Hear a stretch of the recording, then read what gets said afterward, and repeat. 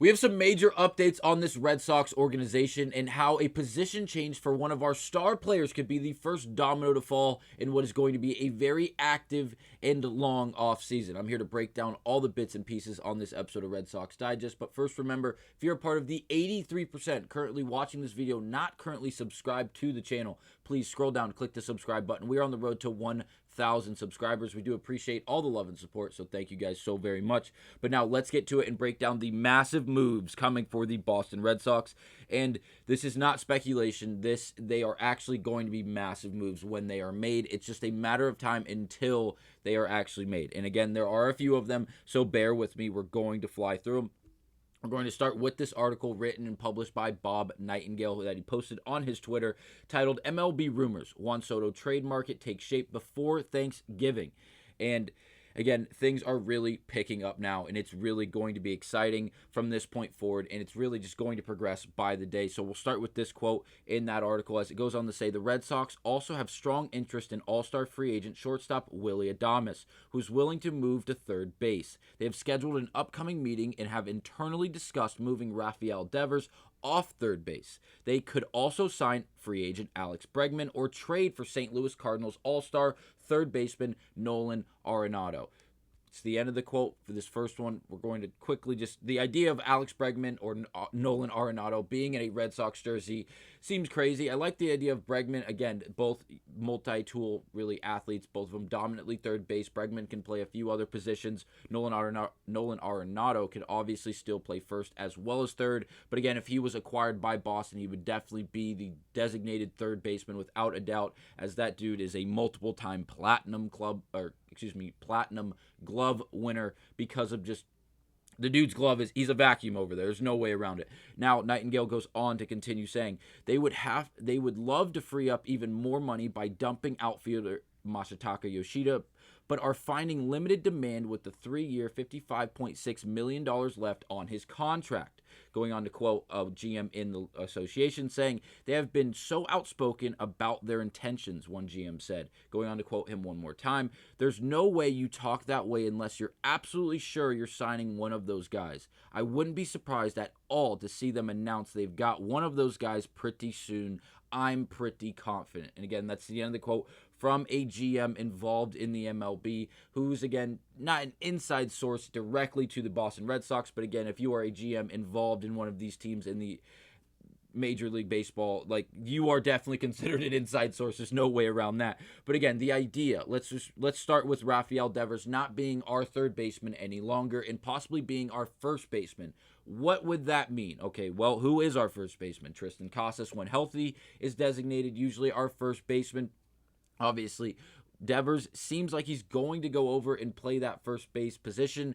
What would that do with third? Well, if we went out and made a move for someone like Arenado or someone like Bregman, that would not only add a bunch of flexibility, but add a right-handed bat to this lineup that we know we so desperately need. There's no way around it. I have both lineups here. Left-handed dominant, doesn't matter who is on the mound. Obviously, look here, we did have that one switch hitter in Nick Sogard, but again, he was a young piece. He didn't play in every game this season, didn't play a lot this season. And again, Devers fighting at the cleanup spot against both lefties and righties here. Brayan, Duran. It's going to be very interesting going into next season. Are we going to see a massive trade package? And if we do, is Tristan Casas going to be involved in that trade package? So that's another moving piece to Devers going to first and going out to acquire a third baseman. If Devers goes to first, Casas is relieved of the first base position. Obviously, if we move Yoshida, then we have another outfield position. There's a lot of moving pieces, and that's why Devers going from third to first is going to be the first domino to fall, which is going to be a long line of dominoes falling, and this is why. Bregman is going to be a possible piece. All the pitching that we're not going to discuss in this video because it's way too much to get into, but again, it doesn't end there. John Heyman goes on to post this article saying, MLB notes, these three teams on Bregman, good Mets moves, Sasaki, award error. So it goes on to say, John Heyman goes on to say this: the Tigers are interested in free agent third baseman Alex Bregman, which would give him a chance to reunite with manager A.J. Hinch from their Houston days. And yes, the incumbent Astros are in with an offer. Ultimately, Bregman might be pricey for Detroit. And it goes on to say the Red Sox inquired and could be a fit for Bregman if they move Devers to first. The Red Sox are also in on Blake Snell, Max Fried, and Corbin Burns. Again, we've discussed the pitching and how we've been very aggressive about this pitching going forward. But again, we're going to focus on the third base and first base positions as of right now because there are a lot of moving pieces just with that. So again, Bregman to the Tigers is a possibility, but it doesn't seem like that the Detroit Tigers are going to be willing to pay or are going to be looking to pay Alex Bregman as much as he's really looking to get. And it seems like the Red Sox, being buyers, coming out and being vocal about how they are going to go out and make a splash this offseason, seems like he is not going to be too expensive for the Boston Red Sox, which is a good thing. Obviously, Alex Bregman is an elite player. He's a multi-tool athlete. You can put him really all over the diamond, and again, when his bat is on, he is a terrifying man to pitch to without a doubt, whether it be game 1 out of 162 or if you're in the middle of October in a massive moment. He has been there, he has done that, whether it be with the Astros or not. Again, take your credibility away from him if you will, but again, it doesn't matter. He's been in October. He's played in many big games. He's been in the league for some time now. He has proven himself not only offensively, but as well as being competent defensively at the third base, at the hot corner. He is a very reliable and respectable piece on the baseball diamond. And if he was acquired by this Boston Red Sox team, I think it would be a massive addition. But here is another moving part to this Boston Red Sox really saga going on. And I know this is a lot. But again, Boston Strong posts this, which is just verification of what we've already broken down from Bob Nightingale's original tweet or article, if you will, as the Red Sox have scheduled meeting with shortstop Willy Adames. Now, we've discussed Willy Adames in previous Red Sox videos before. Obviously, Evan covered it in right when the offseason began. He was one of the first names the Red Sox were involved with. And again, another right-handed bat with a great set of defensive skills and a good offensive production, sometimes great offensive production. He can hit for power at the shortstop position as well as average, again, with a great glove at the shortstop position. I think Willy Adames would be a great player to put on this Red Sox organization. The thing is, obviously he's playing shortstop now, but again, like we mentioned in this article, it seems like Willy Adames, who is willing to move to third base, that is the quote from Bob Nightingale in this article that we're citing. Again, to acquire Adames would be one thing. To be able to acquire Adames and move him to third base and move Rafael Devers, who is not a great defender, there's no way around it. Unfortunately, it's just a brutally honest truth. He's not a great fielder. He's not a great base runner. He's never been good at or great at either of those.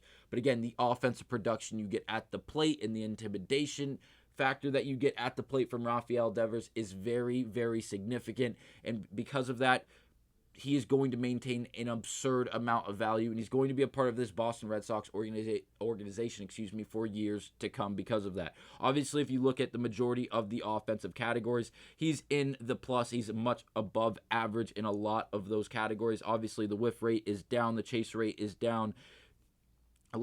Some of these things are in a below average, but again, where you're getting above average, you're getting way above average from Rafael Devers. The fielding is abysmal. There's really no way around it. He is subpar in his range as well as his arm strength. Thankfully, he's only at third, but again, if you put him at first, you would not have to rely on that arm strength as much, getting that throw across the diamond, if you will. So again, I really do enjoy the idea of moving Rafael Devers to first base, but then again, we have to have someone lined up, whether it be Bregman, whether it be Arenado, whether it be Adames, to be able to put at that third base position. Again, obviously, if we don't, we still have Rafaela, who can play really short, second, third, any of the outfield, first base. He's a multi-utility tool player, which again, we may have to use going into next season if we see Rafael Devers at the first base position. Again, we're still a few days away, if not weeks away, until we actually see a concrete move made and signed, a paper signed for one of these big name players to be an addition to this Red Sox organization. But again, if we could go out and acquire either Bregman or Adames, because of their age and their skill set, I think this would platoon the Boston Red Sox in their infield, really not only defensive abilities, but overall their team abilities overall, in the sense of the offensive production we would get, as well as the defensive production, as well as just the overall experience and mindset and the character in which they would play on this Red Sox team. I think it would be a massive, massive boost. And again, we need these right-handed bats. All of these options that we have mentioned up to this point in this video, outside of Devers obviously, are right-handed bats. And again, if Casas is no longer our first baseman and he is a trade target, again, that is an entire another part of this video that we can break down in the next episode of Red Sox Digest. But again, looking at Garrett Crochet, looking at players like, who else? Nolan Arenado, we would have to trade for, as well as Garrett Crochet. There's a few other options we could possibly trade for in hopes to go out and acquire these big name players. Triston Casas, being as young as he is, yes, he's not the most durable player in the world, but due to what he brings skill-wise at the plate as well as defensively, he's not as bad of a defender as someone like Rafael Devers, and still has a massive upside when it comes to the offensive production. I think we could definitely see someone like Triston Casas in a massive trade package for someone like Garrett Crochet to really push that needle, so we don't have to give up so many top prospects in order to go out and get a big name arm like Crochet. But again, a lot of moving pieces. Let me know down in the comments what you guys think about moving Devers from third to first, and what options you enjoy the most and when we do that. So moving him from third to first, would you rather get Adames? Would you rather go out and get Bregman, Arenado? Would you want to see Triston Casas moved or platooned as DH? A lot of moving parts here. Let me know down in the comments what you guys think about all of it. I will see you guys on the next episode of Red Sox Digest.